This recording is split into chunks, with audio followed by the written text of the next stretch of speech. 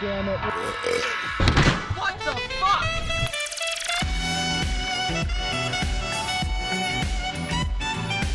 Oh! Holy shit!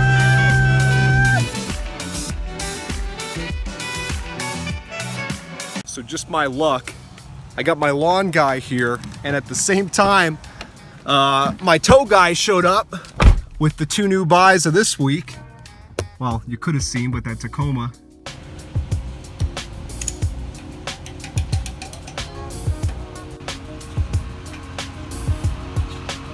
Okay. I don't see any evidence of a flood at all underneath.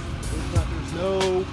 Typically, with a flood car, you see, you know, dirty mud stains and even, you know, brush from the grass and leaves and things all clogged up in the undercarriage. But I mean, it's dirty, but this is probably from Copart. I don't see. It's not even rusty. I don't know what flood this thing was in, but I certainly don't see any evidence of it. Even the muffler's nice and clean. I mean, it couldn't have been in water for long. My theory is that this thing was on eBay not too long ago. People probably couldn't sell it, at least not for what they wanted. And they let it be in a small flood. Probably lived by the ocean or something, or maybe by a pond. Called the insurance company, said it was flooded, and the insurance company just wrote the thing off. I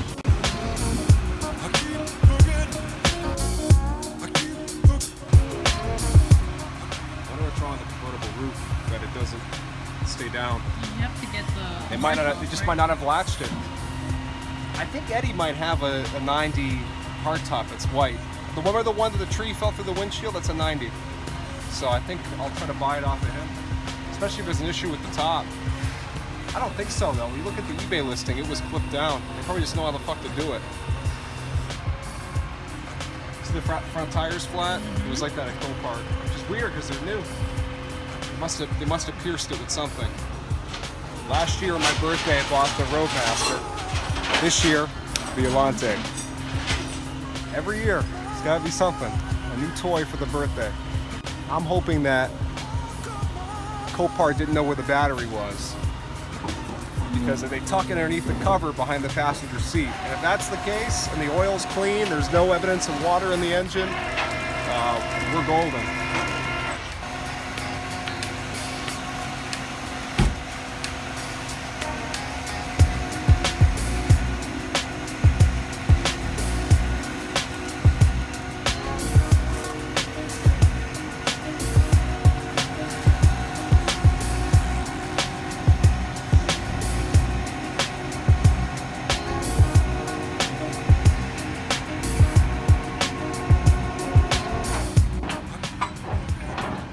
Allante was said to have the longest assembly line in the world because they came from Italy. Well, the parts went over to Italy from GM. It was assembled in Italy, and they put it on a plane and brought it back to the US. Front-wheel drive, 200 horse. But for a convertible to cruise down South Beach, it's perfect for that.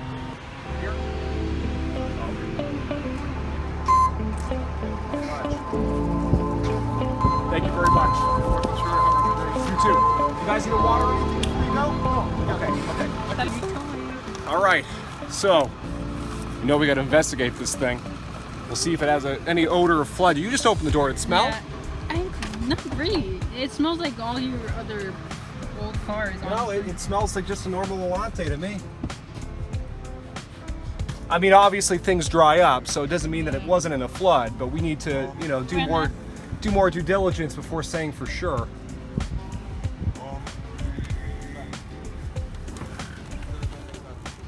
Oh, no, él los colecciona. Mira todo esto de aquí.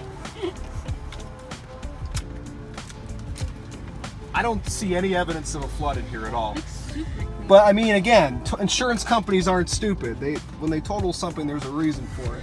Now, there's a couple concerns I have. Usually when these cars are having electronic issues, you always see all this stuff opened up, because here's one of your fuse boxes. And I know this isn't a run and drive, and maybe that's the reason. It looks like there's a little mold on here. Don't. There goes my cancer. Otherwise, I don't. Again, you can't get hurt on this car at the price they paid for it, even if there's something terribly wrong with it. Yeah, it's not possible. I've never seen this engine in person. I never opened the hood when I went to look at this at Copart, and the reason for that is that I didn't think this would be coming up on auction so quick. I had checked that morning before I went up to Copart. I went in the afternoon, but in the morning I had checked to see what I was going to go look at, and this was not listed on the sale list yet for what was yesterday. I went and looked on Friday for the cars on Monday, and this was not listed yet as a car for sale. So when I saw it, I figured, oh, it's probably to come up next week, and I go up every week no matter what. So I figured when I come back next time, I'll do a more thorough look of the car. Well, then when I got back, I should have checked, but again, I was kind of in a rush. And when I got back in the car and I looked, later on I said, oh my God, this thing's going on Monday. And it's a flood car, I didn't really inspect it that well. But, you know, the price I got it at, there's really no way to go wrong. Here's the moment of truth when we check the oil. Oh yeah, so water got in the engine, for sure. It's nice and milky. And I suspected that might be the case because the air box was disconnected. I figured they were probably checking things on the engine. Let's check the transmission fluid as well. So what I'm thinking might have happened with this car is someone might have actually drove this thing into some deep water, and then water got into the engine versus it was sitting outside and there was a flood, because you're gonna get, let's see the transmission fluid. Well, it doesn't look, it may very well be watery.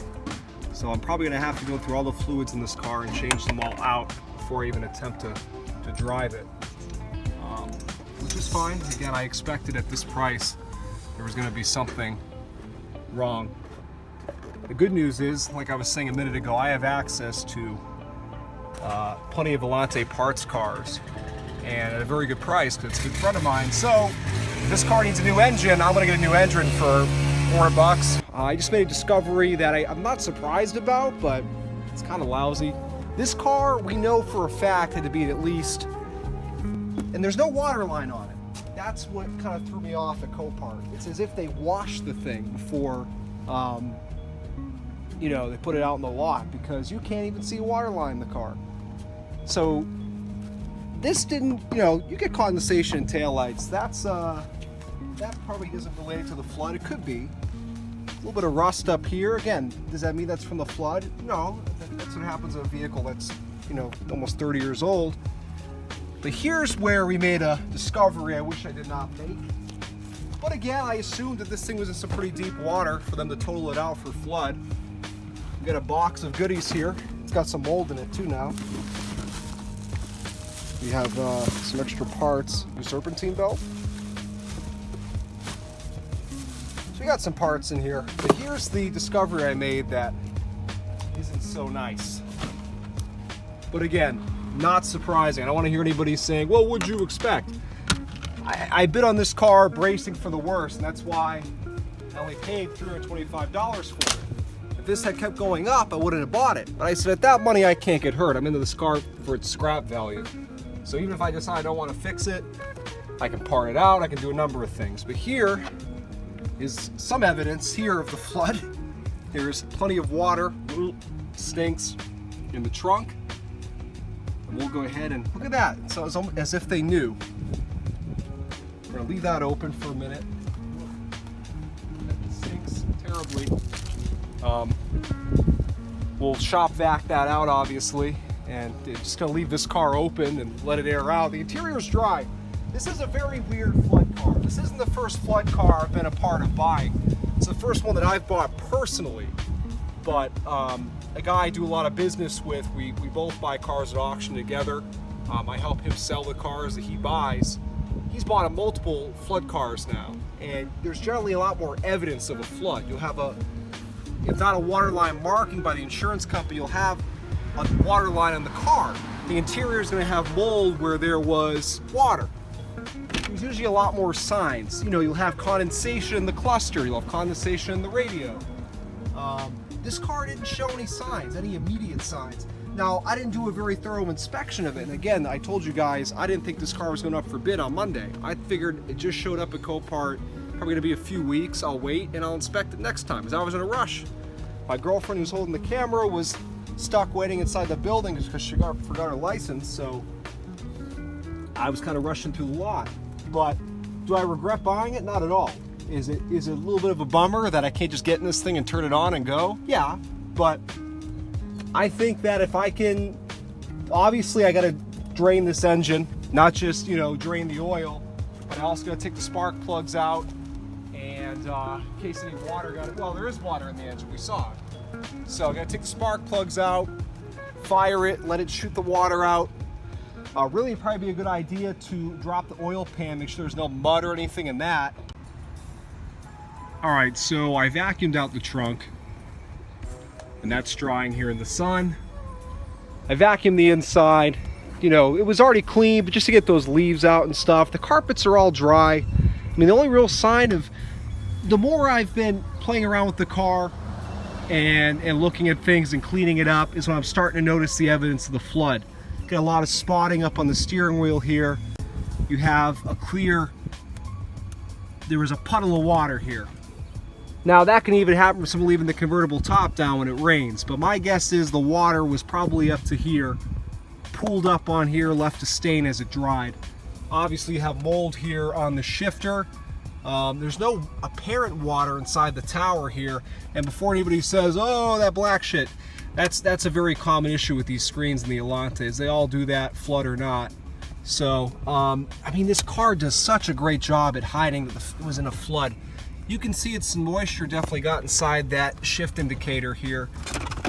I haven't even checked inside here because this stupid, I have to use the key to, let me see.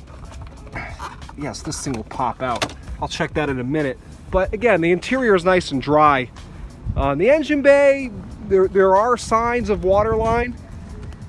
And you'll remember I wasn't able to access the engine bay the day of the auction. You can see obviously there's a lot of mold spotting here and some green. My guess is that the water line in the engine bay was probably, again, you got all this spotting here. It wouldn't surprise me if it was completely submerged, the engine. You got just water spots and staining everywhere. But again, this was obviously a pretty clean flood. And I'm not trying to make it sound better, but the reality is, if this was a saltwater flood, you would have so much corrosion. You look, this brand new alternator, I mean, it's a little rusty, that connection there, but if this thing had been underneath salt water for a few days, this shit would look terrible. And it doesn't look that bad. So I'm optimistic about this engine. Also, what electronics are gonna still work in this car? You know, is everything gonna work, or is the radio gonna be shot, or this car has a lot of electronics, a lot of computers in it. It's probably one of the worst flood cars you could buy. But again, knowing that I have access to every part this car could need at a fraction of their part cost, it's the only reason I bought this thing. Because I knew no matter what, there was no way I could get hurt. And I also know what my fellow Allante lovers are paying for the parts that this car has that are good. You know, the poor Malibu, I completely forgot about it. I was so focused on the Allante. Came off the truck, I parked it over here, and I haven't touched it since. But I'm very familiar with these AT&T Malibus. This is the third or fourth one I've bought. And not including Cavaliers. Look at all the stuff left in the trunk. It's not uncommon for them to leave things in the trunk, but they left all kinds of wire of some sort in here. I'm gonna send a picture to my electrician buddy and see if he thinks it's worth anything. Even got some cones in here, which is great. So when I park out in the street like this, I can put the cones down. All kinds of equipment. Cups for water. We have it's all electrical stuff. And a bottle of coolant, which could be good, it could be bad. Hopefully it's not because the car leaks it. But they even leave their fleet plate on these cars when they drop them off at the auction, which is pretty crazy because I can just get in this thing and drive around town with that plate on it. I haven't cleaned this thing, I've done nothing to it.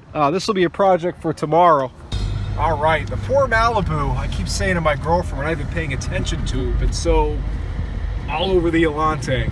But again, I buy these things often enough that they've lost their excitement. I know what I'm getting from AT&T. And sure enough, here we are driving it, and there's nothing wrong with it. The air is cold, the transmission shifts smooth, there's no check engine lights. Drives straight, drives tight. I'm not surprised at all. It's another wonderful AT&T car. The only issue with this car is it's pretty dirty inside. We need to clean it for sure. And the headliner. I didn't notice how bad the headliner was in this one.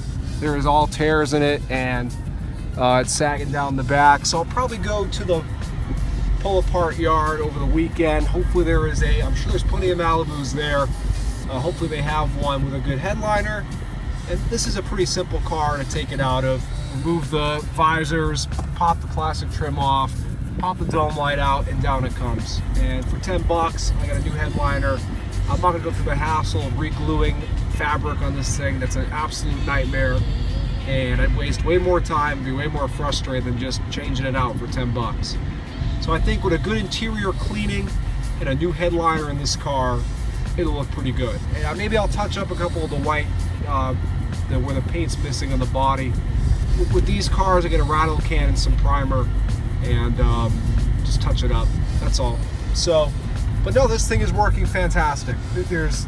I would do a separate video on this car, but for what reason? If you want to see what an AT&T Malibu's like, oh, we got a bulb out. Never mind, it's a lemon. If you want to see what an AT&T Malibu's like, go watch my video that says I bought an AT&T car at Copart for 250 bucks, because it's the same car, literally the same year, the same car, in about the same condition, and about the same price. Yeah.